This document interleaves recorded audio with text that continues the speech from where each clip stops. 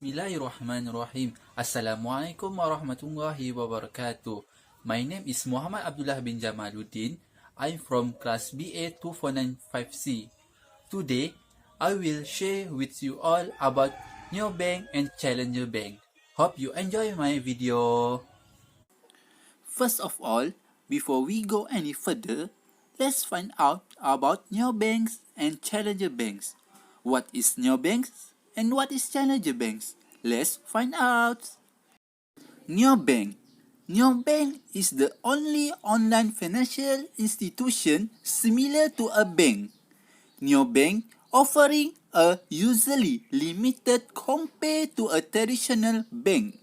Sometimes nothing more than a simple check and saving accounts.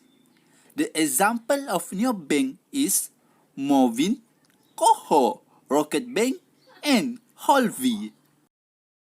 How about Challenger Bank? The Challenger Bank is a small bank that strengthened the ranking of large bank.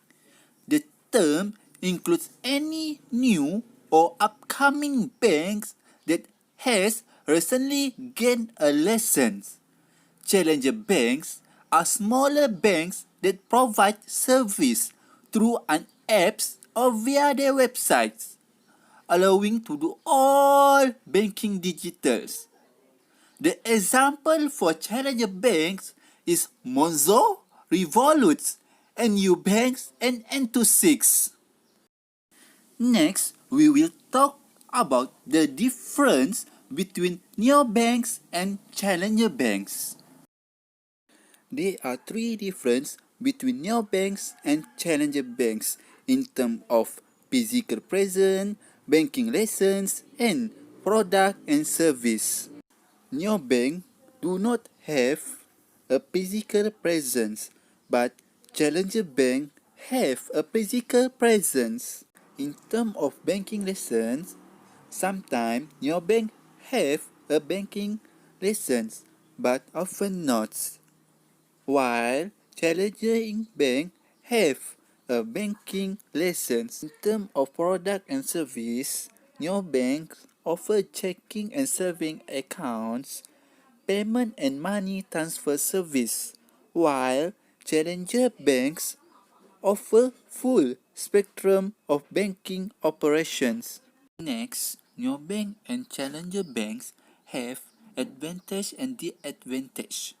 The advantage of neobank and challenger banks is great customer service and better digital technology and user experience. In terms of great customer service, neobanks and challenger banks offer convenience to customers in the form of quick account openings, free debit cards, instant payments, user-friendly interface, 24/7 supports, and instant balance updates. Second advantage is better digital technology and user experience.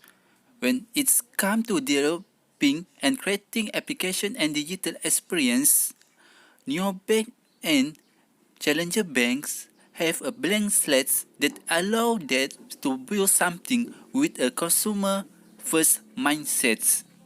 For the disadvantage of neobank and challenger banks in terms of cyber security concerns and no-banker relationships.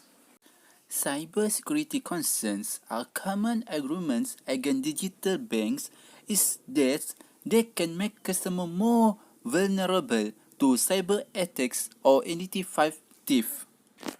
No-banker relationships. For the generation baby boomer and generation X to use these digital bankings are difficult. This is because the generation is not exposed and there are a few who do not know how to use the technology.